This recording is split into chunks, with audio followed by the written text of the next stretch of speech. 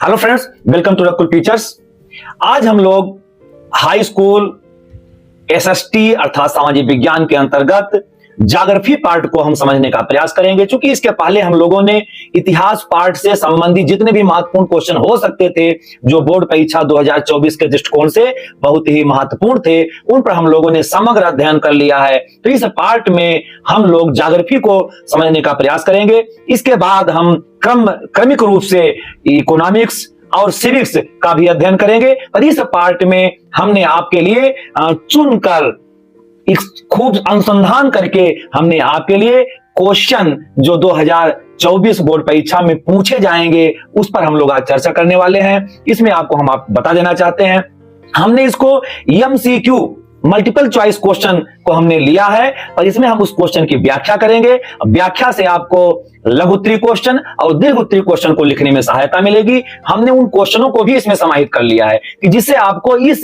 पूरे पार्ट को पढ़ लेने के बाद इसके बाहर से कोई भी क्वेश्चन आपके बोर्ड परीक्षा 2024 से बाहर नहीं पूछा जाएगा, सब इसके अंदर रहेगा। हमारा ऐसा विश्वास है, हम आपको एक विश्वास भी दिलाना चाहते हैं। इसलिए आप इसको 2 बार 3 बार 4 बार जरूर इसको पढ़िए और बार बार प्रैक्टिस कीजिए, एक्सरसाइज कीजिए। आइए मित्रों, हम लोग शुरू करते हैं। तो पहला क्वेश्चन है, भूमि किस प्रकार का संसाधन है? इसका सही उत्तर है यह प्राकृतिक संसाधन है। भूमि प्राकृतिक संसाधन है। आइए हम लोग देखते हैं कि प्राकृतिक संसाधन कहते किसे हैं। प्राकृतिक संसाधन का मतलब है मानवीय आवश्यकताओं की पूर्ति के लिए वह सभी वस्तुएं जो प्राकृत जन्य या प्राकृतिक रूप से मानव के उपयोग के लिए आवश्यक होती हैं, सब प्राकृतिक संसाधन के अंतर्गत आते हैं। चाहे वह भूमि हो, चाहे वह जल हो, चाहे वह वायु हो, चाहे वह वनस्पति हो, चाहे वह खनिज पदार्थ हो, सारी वस्तुएं जो मानवीय आवश्यकताओं की पूर्ति करने वाली प्रकृति प्रदत्त हैं, सब प्राकृतिक संसाधन कहलाते हैं। हमारा अगला दूसरा क्वेश्चन है, निम्न में से कौन मिट्टी का प्रकार नहीं है? इसमें 4 आंसर दिए गए हैं। सही आंसर है डी अर्थात सीमेंट। सीमेंट मिट्टी का प्रकार नहीं है। क्यों?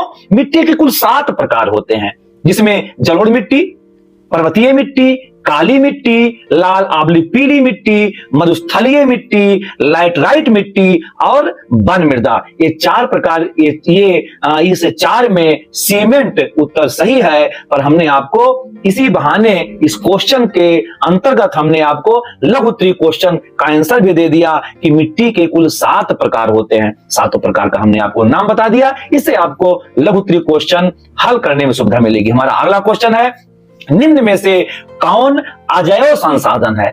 अजैव संसाधन का मतलब है वह संसाधन जो निर्जीव वस्तुओं से बनते हैं, निर्जीव से जिनका निर्माण होता है, जिसमें जीवन नहीं होता है, जिसमें जीव नहीं होता है, वह सभी अजैव संसाधन कहलाते हैं। चट्टाने, धातुएं, ये सब अजैव संसाधन के उदाहरण है। इसमें हमारा जो उत्तर होगा वो चट्टाने। हमारा अगला क्वेश्चन है, निम्न में से कौन सा नवीनीकरण योग्य संसाधन नहीं है? इसमें उत्तर सही है बी, जीवाश्म ईंधन। अर्थात जीवाश्म एक ऐसा ईंधन है जिसका हम नवीनीकरण नहीं कर सकते हैं, उसको हम रिसाइकिल नहीं कर सकते हैं, उसको हम दोबारा यूज नहीं कर सकते हैं। अर्थात वह संसाधन जो एक बार प्रयोग करने पर समाप्त हो जाते हैं, उन्हें हम नवीनीकरण संसाधन कहते हैं। क्योंकि ये लाखों वर्षों के बाद ये तैयार होते हैं और एक बार इनका अगर हम प्रयोग कर देते हैं तो ये समाप्त हो जाते हैं, इनको हम रिसाइकिल नहीं कर सकते हैं। इसमें खनिज है और जीवाश्म ईंधन है। जीवाश्म ईंधन कई लाख साल तक निर्मित होते हैं, तब वो हमारे प्रयोग के लिए उपस्थित होते हैं। हमारा अगला क्वेश्चन है, निम्न में से कौन एक संभावी संसाधन है? इसमें सही उत्तर है पवन ऊर्जा।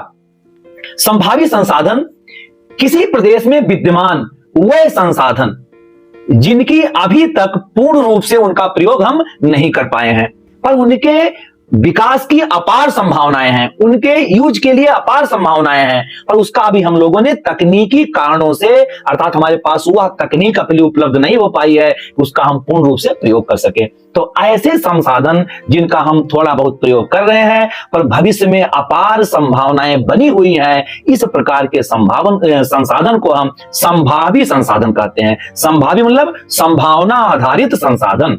तो ये इसका उत्तर पवन ऊर्जा और सौर ऊर्जा।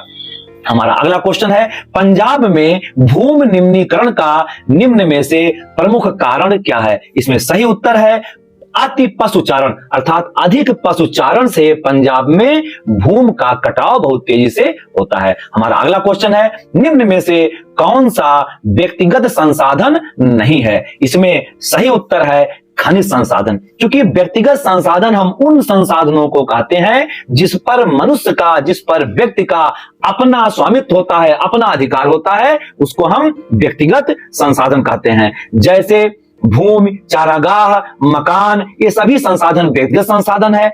खनिज संसाधन या राष्ट्रीय संसाधन है। हमारा अगला क्वेश्चन है, भारत में पाई जाने वाली सबसे उपजाऊ मिट्टी कौन है? इसका सही उत्तर है जलोढ़ मिट्टी। इसका आंसर डी, जलोढ़ मिट्टी इसका सही उत्तर है, क्योंकि इसमें पोटास पाया जाता है, इसमें चूना पाया जाता है, इसमें फास्फोरस पाया जाता है। ये सभी खनिज तत्व ये उत्पादकता को बढ़ाने में सहयोग करते हैं, इसलिए सबसे अच्छी मिट्टी उत्पादन के दृष्टिकोण से वो जलोढ़ मिट्टी मानी जाती है।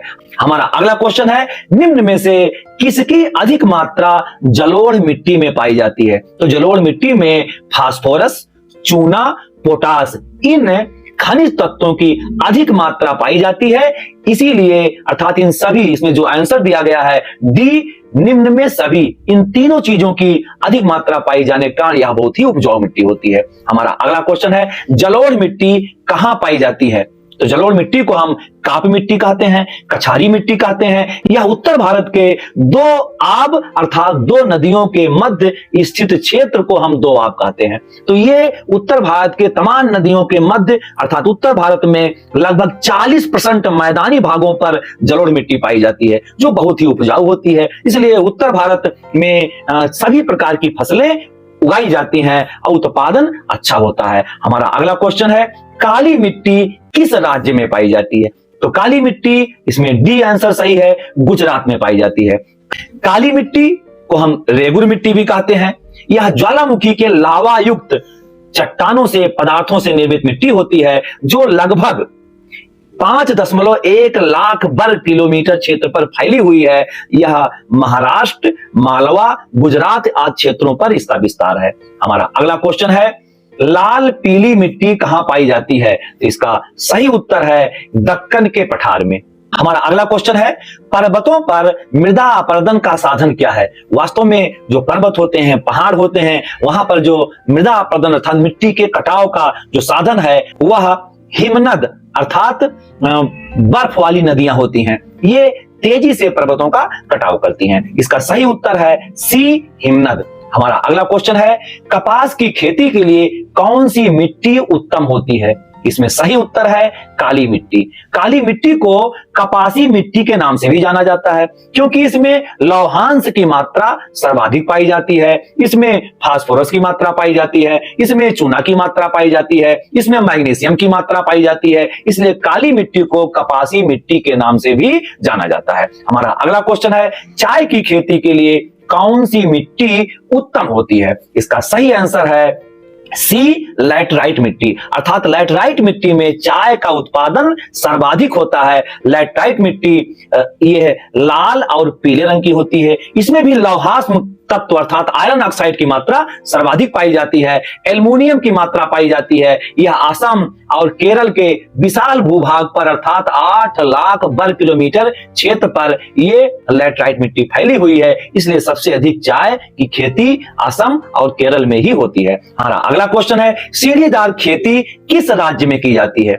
इसका सही उत्तर है उत्तराखंड, क्योंकि उत्तराखंड पहाड़ों पर बसा हुआ है। जो पहाड़ी इलाके होते हैं, जो पर्वतीय इलाके होते हैं, वहां पर समतल मैदान नहीं पाया जाता है, इसलिए वहां पर मजबूरी में वहां के किसान सीढ़ी नुमा खेती का निर्माण करते हैं और वो वहां पर खेती करते हैं। इसका सही उत्तर है उत्तराखंड। हमारा अगला क्वेश्चन है, सुंदरबन राष्ट्रीय पार्क किस राज्य में स्थित है? इसका सही उत्तर है पश्चिमी बंगाल में। हमारा अगला क्वेश्चन है, चिपको आंदोलन किससे संबंधित है? इसका सही उत्तर है वन संरक्षण से। वनों को संरक्षित करना, वनों को कटाई से रोकना, पेड़ों को कटाई से रोकना। उत्तराखंड में 1975 में चमोली जिले में बड़े पैमाने पर वनों की कटाई हो रही थी, उस समय वहां की स्त्रियों ने सुंदरलाल बहुगुणा के नेतृत्व में एक संगठन बनाकर वनों की कटाई को रोकने के का एक बृहद पैमाने पर एक अभियान चलाया, और जो वनों को काटते थे वनों को चिपक कर उनको रोकना, काटने से रोकना, वनों का संरक्षण करना, यह काम उत्तराखंड में किया गया। इसलिए इसको चिपको आंदोलन के नाम से जाना जाता है। हमारा अगला क्वेश्चन है, निम्न में से कौन सा जल सबसे ज्यादा खारा होता है? इसका सही उत्तर है समुद्री जल। क्योंकि समुद्री जल हम लोग जानते हैं इसमें साइलेंटी की मात्रा सबसे ज्यादा होती है, यह पीने के योग्य नहीं होता है, और पूरी पृथ्वी पर 3/4 अर्थात 75% हिस्सा समुद्री पानी का है, तो सबसे अधिक खारा जल वो समुद्री पानी, समुद्र का होता है। हमारा अगला क्वेश्चन है, हीराकुड परियोजना किस राज्य में स्थित है? तो हीराकुड परियोजना उड़ीसा राज्य, इसमें जो सही उत्तर है वो उड़ीसा, अर्थात यह परियोजना उड़ीसा में स्थित है। यह महानदी पर निर्मित विश्व का सबसे लंबा बांध है, इसे उड़ीसा का तीर्थ भी कहा जाता है। हमारा अगला क्वेश्चन है, हीराकुंड परियोजना किस नदी पर निर्मित है? इसका सही उत्तर है महानदी। यह महानदी पर 14 किलोमीटर ऊंचाई पर हीराकुड नामक स्थान पर निर्मित है। यह बहुत ही महत्वपूर्ण भारत के लिए बांध है, जो सिंचाई आदि के कार्यों में इसका बहुत ही उपयोग होता है। हमारा अगला क्वेश्चन है, रिहंद बांध परियोजना किस राज्य में स्थित है? तो यह उत्तर प्रदेश राज्य में स्थित है। इसमें बी आंसर सही है, अर्थात यह पिपरी नामक स्थान पर मिर्जापुर जिले में रिहंद नदी पर उत्तर प्रदेश का सबसे बड़ा बांध रिहंद बांध है। हमारा अगला क्वेश्चन है, इनमें से उत्तर प्रदेश की सबसे बड़ी नदी घाटी परियोजना कौन है? इसका सही उत्तर है रिहंद परियोजना। हमारा अगला क्वेश्चन है, सलाल बांध किस नदी पर निर्मित है? इसका सही उत्तर है चिनाब नदी, अर्थात डी, अर्थात सलाल बांध यह जम्मू कश्मीर राज्य में चिनाब नदी पर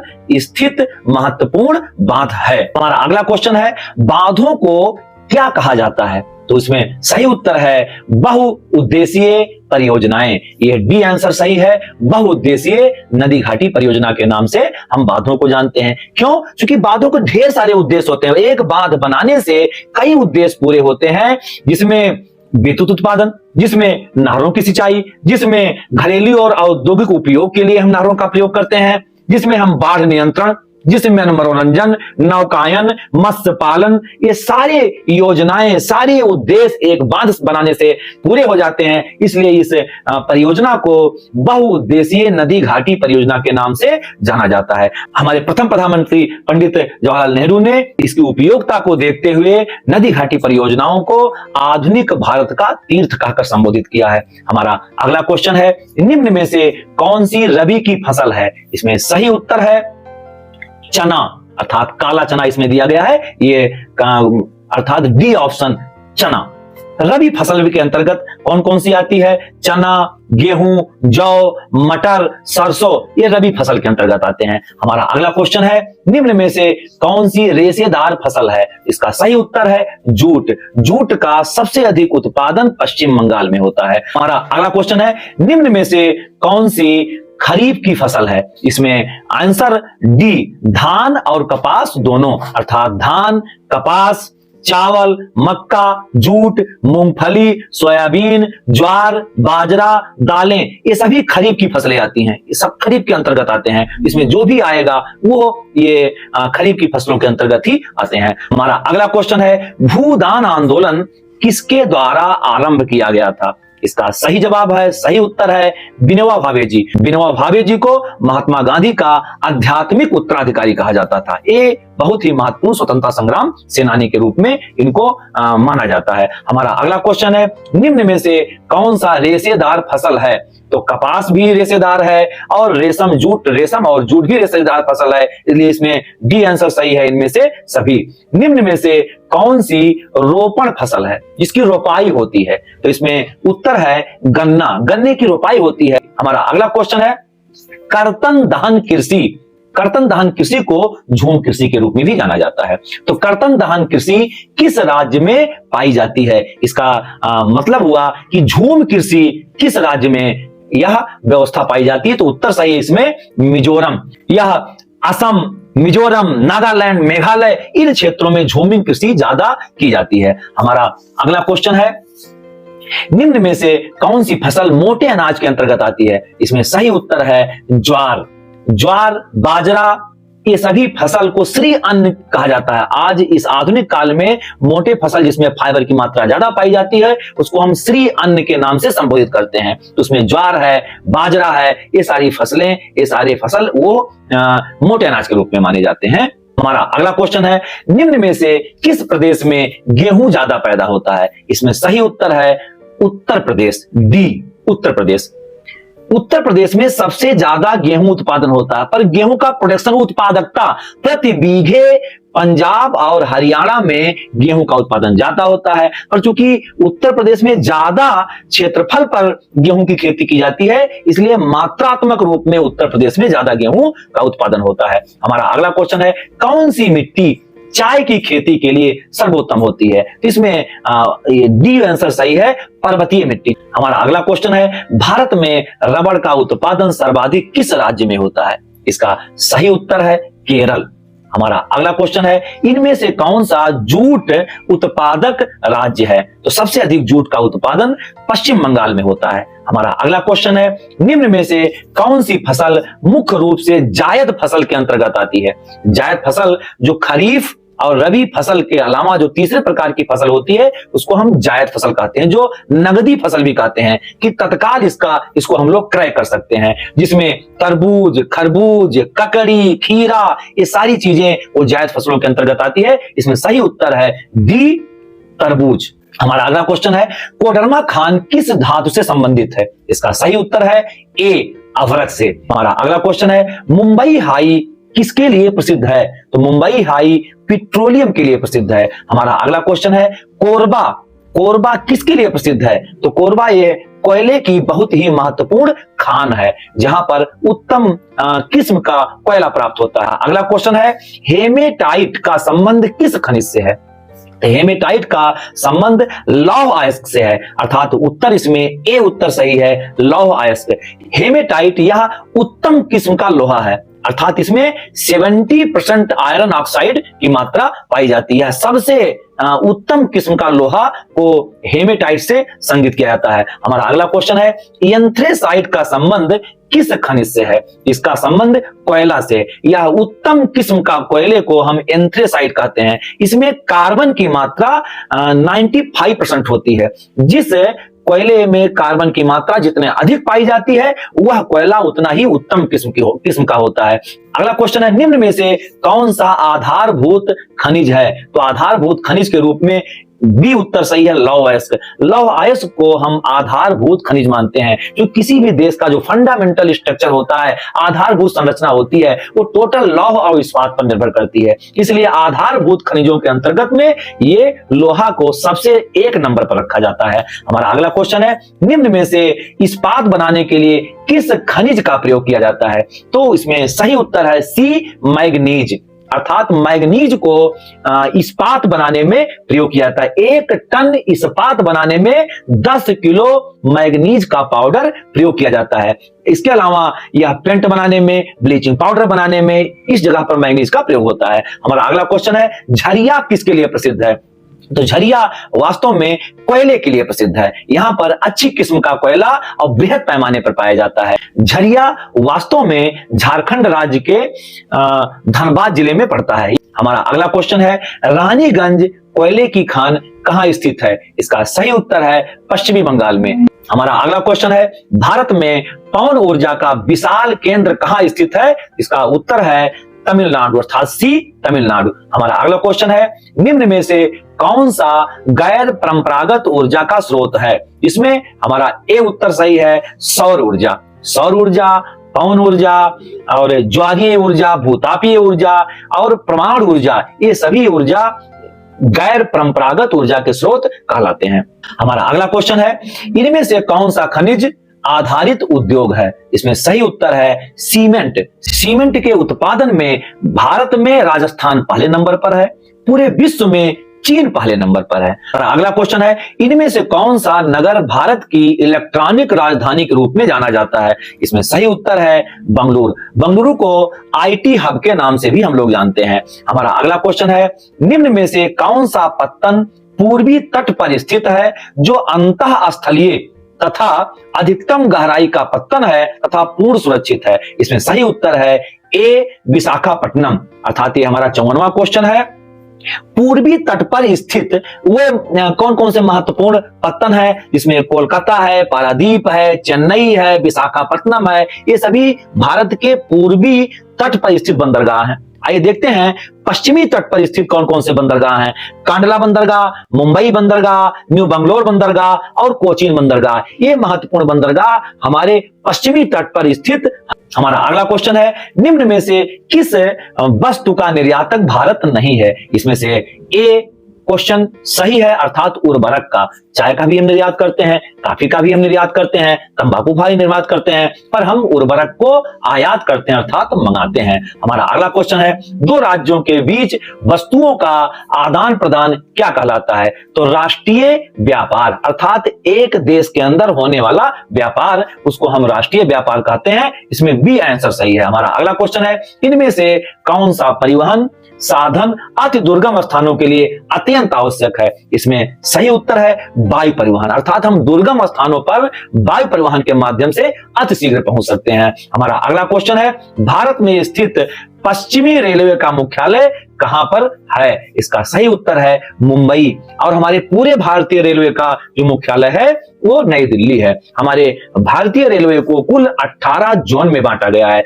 इस प्रकार छात्रों, हम लोग ज्योग्राफी से संबंधित सभी क्वेश्चनों को हल कर सकते हैं और हम आपको यह विश्वास दिलाते हैं कि इससे बाहर कोई क्वेश्चन नहीं पूछा जाएगा। आपको इसको बार बार देख लेना है, अध्ययन कर लेना है और हम आपके एक्सरसाइज के लिए, आपके प्रैक्टिस के लिए हम 5-5, 10-10 क्वेश्चन आपको आपके मोबाइल पर हम भेजकर इसमें हम चेक करेंगे कि आपने कितना सीखा। हमारा अगला पार्ट वो सिविक्स का होगा, जिसको हम 2 दिन बाद जारी कर देंगे, और इसके बाद इकोनॉमिक्स का होगा, जिसको भी अगले हम 2 दिन में जारी कर देंगे। आपके परीक्षा के पहले हम पूरा कोर्स आपको बार बार रिपीट करा देंगे, जिससे कि सामाजिक विज्ञान का कोई भी क्वेश्चन आपसे छूटकर बाहर ना जाए। हमारा वीडियो आप तक सतत मिलता रहे, सतत पहुंचता रहे, इसलिए चैनल को लाइक, शेयर और सब्सक्राइब आप करते रहिए।